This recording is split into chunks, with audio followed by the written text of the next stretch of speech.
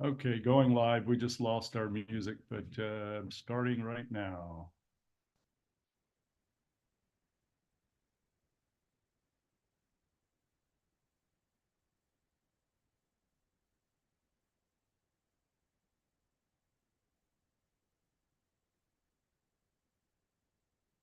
Good morning and welcome to our daily devotional from Pilgrim Congregational Church.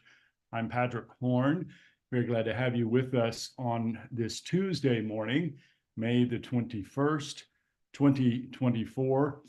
So the last couple of weeks we've been discussing the theology of Paul in Romans chapter 8, and the lectionary has us moving backwards. And so we're backing up to verses 12 through 17 in Romans chapter 8. And this morning I'll have us focus on 12 and 13, which is which contains the central distinction that Paul makes throughout this chapter, and which we'll discuss more thoroughly tonight in Bible study at 5:45 p.m. Pacific time. If you can join us, we'd love to have you join us. So I'm going to read verses 12 and 13 of Romans chapter 8 and offer a little background information and then close us with prayer. So then, brothers and sisters, we are debtors not to the flesh to live according to the flesh. For if you live according to the flesh, you will die. But if by the Spirit you put to death the deeds of the body, you will live. Well, this passage has been central to a lot of recent theology in the Christian church, this distinction that Paul makes throughout Romans between the flesh and the spirit. Unfortunately, I think there are a lot of misunderstandings, mischaracterizations, and misrepresentations of Paul's work here.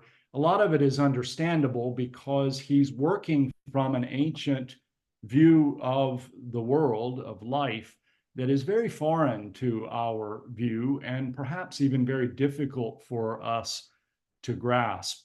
The first thing to note is that the word in Greek is flesh. It's not sinful flesh. It's not sinful human nature. It is the word flesh, and so it's very important, I think, to try to get right the at least as best we can Paul's view of the distinction between the body, the fleshly body, and spirit. And so it's important to remember that Judaism at this time, in the time of Paul's training, and remember we think that he was probably a Pharisee. He so thoroughly trained in Jewish thought. But Jewish thought by this time had become very influenced by Greco-Roman thought, particularly Greek philosophical notions of spirit and soul and flesh. And it's important to recognize that on the one hand, Paul is not emphasizing a strict division between body and spirit, as if the two have nothing to do with one another. He would certainly reject that. In fact, it probably wouldn't make any sense to him to think of body and spirit in that way. On the other hand, he does make a distinction between body and spirit. And like most Greek thought, spirit is thought to be higher in some way. So it's not as if the body is all bad. It's simply that the spirit is higher in many respects. That is, it occupies a higher realm, but it's also capable of occupying the bodily realm, the physical realm. So spirit is a much more pervasive notion. It is in Paul attached to things that attached to the eternal, that is things that do not die, whereas the flesh is associated with things that do die.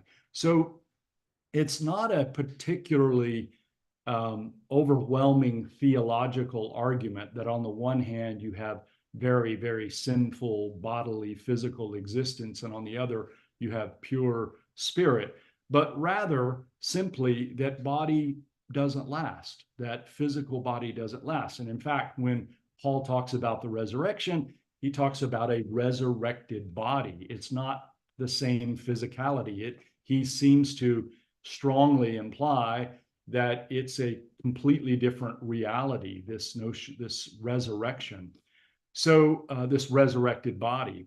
So very important to understand this distinction between the flesh. And so not living according to the flesh is the recognition that our bodies are decaying and they are not the highest part to which we live, towards which we give ourselves, but we are also made of spirit, and this is the higher that we are to give ourselves to. So we'll talk more about that this week, and particularly in Bible study tonight. I hope that you can join us. Let's close with this word of prayer, also from Harry Emerson Fosdick's book, The Meaning of Prayer.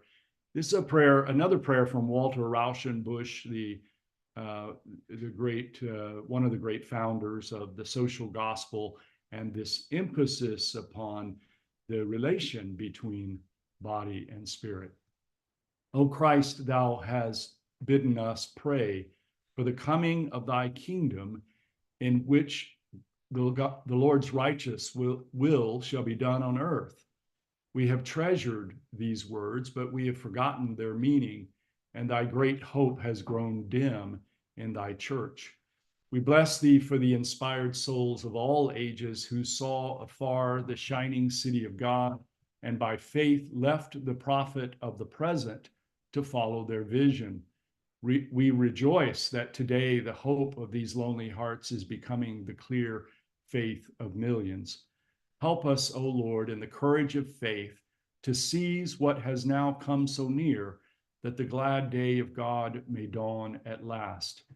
As we have mastered nature that we might gain wealth, help us now to master the social relations of humankind, that we may gain justice and a world of humankind, human goodness. For what shall it profit our nation if it gain numbers and riches and lose the sense of the living God and the joy of human spirituality? Let's close in the name of Christ. Amen. Thank you for joining me this morning from Pilgrim Congregational Church. I'm Patrick Horn, and I hope that you have a very good day. Goodbye.